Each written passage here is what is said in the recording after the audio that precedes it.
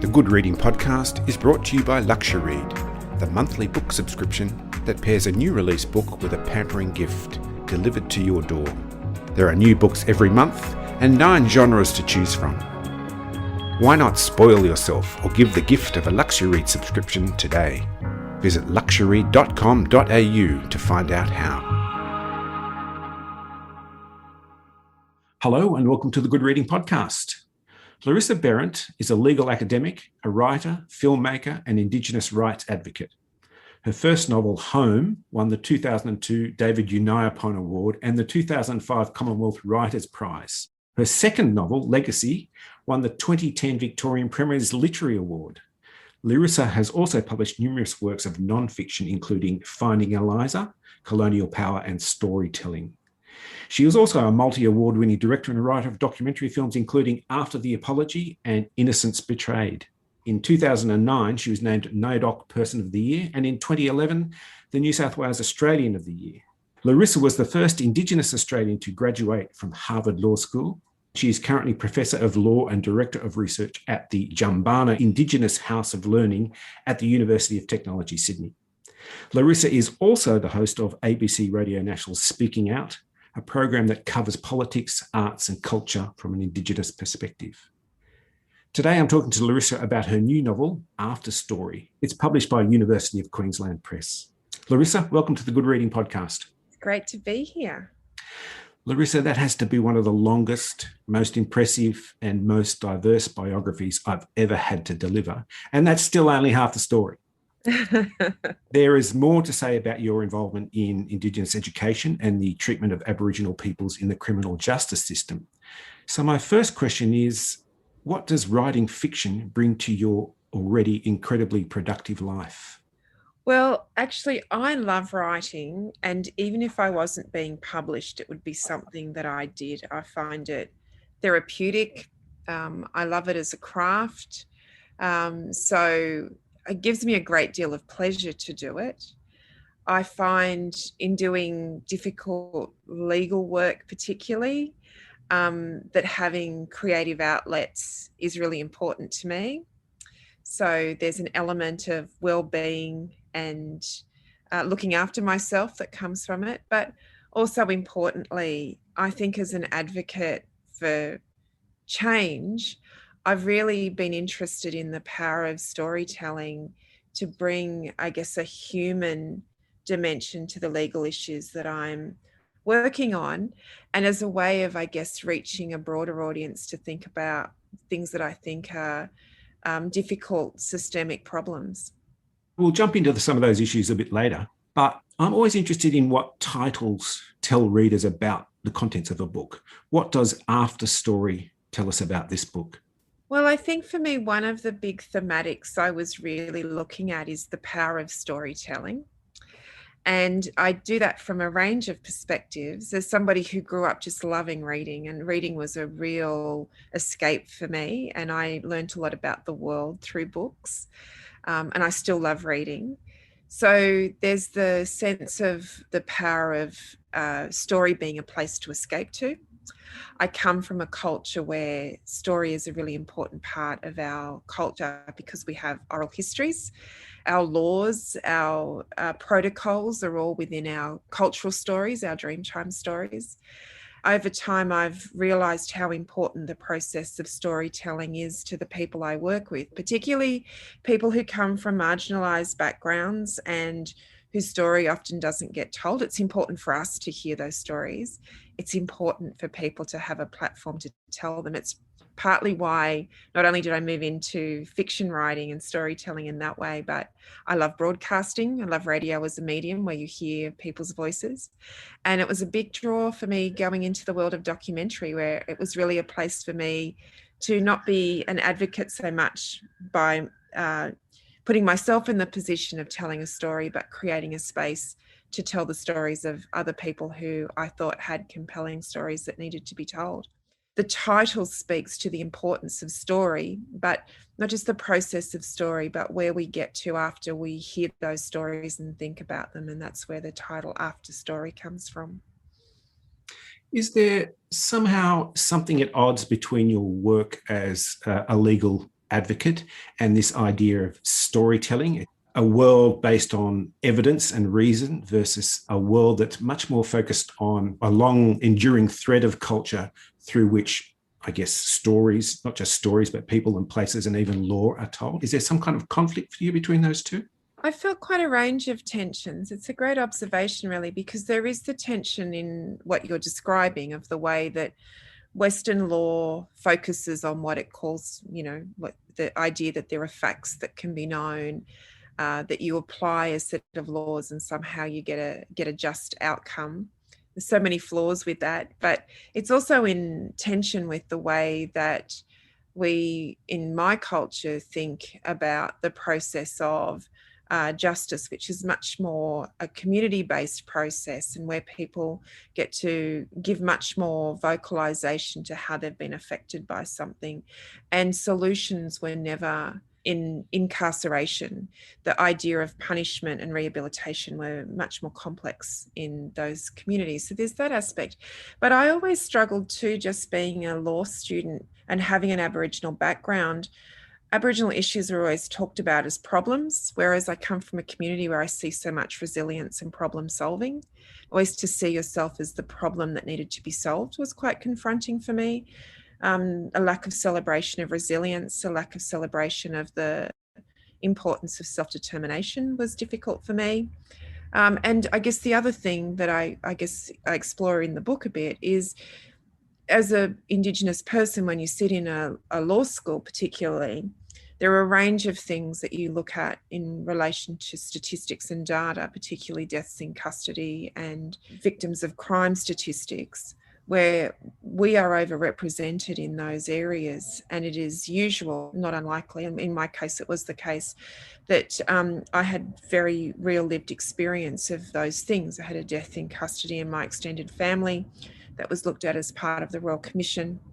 And, there were other ways in which the statistics that we looked at in the classroom had actual real meaning for me. And I found that really disconnecting, that you're dealt with as statistics rather than stories. So I guess for me, that was another place where those tensions came out. So have those tensions found their way into this book, into After Story? Because there are two characters here. There's Jasmine, who bears a striking resemblance to you, and her mother, Della, who are undertaking a literary tour of the UK. It's a deeply personal story. This story was something that was much more inspired by the cases I've worked on and the impact I saw in those cases, particularly on families who'd been victims of crime or had deaths in custody in their family, and the impact of that over a long period. And we do talk more about the concept of intergenerational trauma now, but I don't think we really deeply understand enough how it plays out from generation to generation. And certainly some of the experiences I write about in the book are things that I've observed through my casework. So it's personal to me in that way, but in some ways it's much less autobiographical in that sense. But, I think you can't get drawn to a story unless it has a real personal resonance to you. And I think for me, a large part of what is very personal about the stories is the universal thing of really trying to understand our parents and the things that we've found difficult or challenging about our relationship with them. The process of trying to come to some understanding or some peace with that is something that was very personal to me, particularly with my father, who was a very complex man. I have a very good relationship with my mother. So Della wasn't based on my mum, but an amalgam of other wonderful women I've known. But the other thing that was very personal to me was, as somebody who'd come from a strong Aboriginal community and family, my father being very strong in our culture, but choosing a path through a profession and becoming successful as a lawyer and as an academic, realizing that I had adopted a system that wasn't making space for my cultural heritage and having to really rethink my process, that not to become successful in a Western sense. And that process of coming back to think about and rethinking about how I approached my work and the way that I lived by reconnecting to that culture and appreciating things that I'd probably taken for granted, which I think is a thematic in the book, particularly for the character of Jasmine, who you rightly identify as being much more closely related to my own experience, was something that was very personal to me too. Jasmine is faced with a dilemma. She's trying to reconnect with her mother in a situation that's very foreign to Della, her mother, and she's trying to work out her place. Both of those characters are trying to work out their place. Jasmine's trying to work out her relation to her mother, and Della's trying to work out, I suppose, where she fits into the world. I think at the core of it is the almost primitive need we have to be loved by our parents, and the primitive love a parent has for a child. And I guess for Jasmine, part of her journey really through the novel is that she comes from a place where she feels her mother doesn't understand her or connect with her. And through the circumstances that arise where she has the opportunity to take somebody on this tour with her, she chooses her mother in circumstances where she's going through the grief of the death of her father. So really the impetus to want to reconnect with her other parent becomes rawer for her, more urgent. She sees the tour, which goes to all the places that were the sites of the books that Jasmine loves. So we're talking here about people like Jane Austen and the Bronte sisters, Hardy, Dickens. Charles Dickens, yes. Look at us naming them at the same time. And which were all the books that I loved. And I did feel that when I eventually visited those places, particularly places like Bath that Jane Austen writes about so vividly, you can almost see it. You know, I do appreciate that when you say that, that really did ring true to me, that these were places that would have been very familiar to Jasmine in that way. But she takes her mother there because I guess she's desperate in a way to show her mother who she is, in the hope that her mother will see her for who she is and connect to her as somebody who's educated and moved away from the small town. And Della's never been to university. She sees the world very differently, much more practically, much more emotionally. Jasmine thinks much more viscerally, much more intellectually. She sort of, I think, has a desire that if she can bring her mother more into her world, her mother will understand her more. And of course, I think one of the things that she starts to realize is that she's really trying to get the people around her to live up to her own standards. And it's a challenge that she has to meet in terms of then trying to reconnect with her mother. Della's interest in coming along is partly because going through the same grief of losing the man that she's been in love with, who is Jasmine's father, she has her own grief and has also felt disconnected to this daughter who's a mystery to her, so different. And then I guess has a different way of trying to connect to her. And, you know, we don't like to give too much away, but let's just say that storytelling becomes a very key way in which they find some mutual ground. In preparing for this interview, I came across an article you wrote for the Australian Journal of Human Rights back in 1997, and there was just a few paragraphs in there that intrigued me, I suppose, and I wondered whether there was a relationship between your thoughts and ideas and whether this book might have been somehow a fictional expression of some of the things that you raised there. I'd just like to get your reaction. Aboriginal people, like other minority groups, are already exposed to different canons when they live between two different cultures. They socialise and relax in a community with different cultural practices to the ones they work in. They already have more than one context in which to explore options and ways of understanding. They are constantly seeking ways of accommodating different values. For this reason, Indigenous people are useful agents for transformative change. Just made me think about Jasmine. Since writing that back in 97, over 20 years in academia in a senior position. And I think a lot of what I've looked at in terms of Jasmine's experience of trying to navigate her way between the two worlds and finding herself a little lost when she loses too much connection with her Aboriginal culture is something that I've continued to think about and experience and feel and see others going through that. I mean, if there's been one positive change, and I think it comes through a little bit in the novel, in some of the things I look at, particularly from Jasmine's side, is that there has been an increase in the presence of Aboriginal and Torres Strait Islander people in the academy. There's now a use of Indigenous methodologies, which is referred to in one of Jasmine's comments with one of her friends. There's a larger presence, there's a cohort coming through now, whereas once upon a time you were almost always the only person who was identifying as Aboriginal in a context. That's certainly changing now. So I still feel like it's something that we navigate, and I don't know that, particularly in relation to the criminal justice system, when we talk about the systemic issues there, we're looking at some of the same issues now as we were at the time of the Royal Commission into Aboriginal Deaths in Custody. So 30 years ago, the rates of incarceration have increased, the rates of being victims of crime have increased. So there's still a sense that there's some really unsettled areas, despite the fact that I think the positives are that there is a greater presence within institutions, a greater interest in institutions thinking about these issues. And certainly I think a lot of examples of where Aboriginal and Torres Strait Islander people and their communities have come up with really good solutions to deal with what seem to governments as intractable solutions. So that idea too, I think, is really important as part of that to me. It's the resilience that is always there that I see in my community behind this, the close the gap figures, the socioeconomic disparity always feels like it's only one part of the story to me. It's the negative part.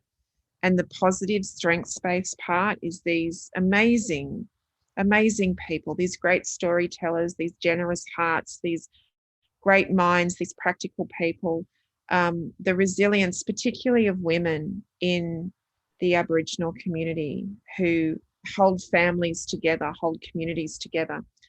I feel I see that a lot. I don't see it a lot on the screen. I don't see it a lot in fiction outside of Indigenous writing. I certainly don't see it on the television. And for me, it just feels like that's something also that needs to be celebrated. A character like Arnie Elaine, who's, a matriarch of the community and a really significant figure in both Della and Jasmine's lives, is based on an amalgam of very real women for me, and represents something really important.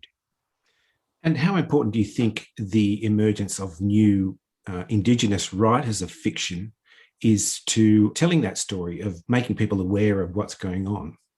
Oh, I think it's such an exciting time for Indigenous writing. And it was so much my experience, which I, obviously reflect in the novel, of growing up and really not being exposed at the time I went through my schooling to any Indigenous writing.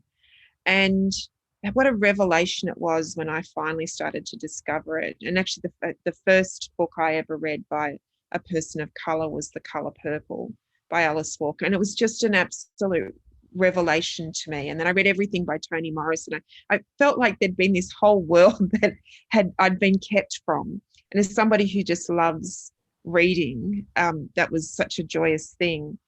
And I think it's wonderful that there is so much content now on the curriculum compared to when I was going through school, that people do read books by Tony Birch or Alexis Wright, or, all of these great storytellers, people like Anita Heiss, working across genres and creating a really great canon of books for us to read. And, really fantastic young Indigenous writers like Alison Whittaker, the poet, and Ellen Van Neerven, who are just coming through with a whole new layer of storytelling. And there was a time when most of what people would be prepared to publish of Aboriginal writing, it wasn't that people didn't have stories to tell, but there was no interest in supporting or promoting Indigenous writers. And it was mostly memoir, which was, of course, incredibly important. But now we see just a plethora of writing. I think it's been incredibly important. I did a book called Indigenous Australia for Dummies, and just this last year I did an update after 10 years, and the two chapters that took me the longest to update were the chapters on literature and film and television, which I think is just a wonderful example of how much the canon's grown and how much more opportunity there is for people to engage in these stories. We've seen significant literary prizes won by Indigenous writers, and I think we're getting to the stage where people really are seeing Indigenous stories as a central part of Australian storytelling. We're not on the fringes. We're not a minority. We're not an us and them. This is actually central Australian storytelling has to include Indigenous story, and a greater recognition that those stories need to come from First Nations voices. I think it's a very exciting time for writers and for readers. Your enthusiasm for literature is infectious, and it just reminds me that there's so much more to look forward to. Larissa Behrendt, thank you so much for joining me on the Good Reading podcast. Thank you so much. What a great conversation. Thank you. I've been talking to Larissa Behrendt about her new novel, After Story. It's published by the University of Queensland Press and is available at goodreadingmagazine.com.au. My name is Greg Dobbs, and thanks for listening. This Good Reading podcast was brought to you by LuxuryRead. Why not spoil yourself or give the gift of a LuxuryRead subscription today? Visit luxuryread.com.au to find out how.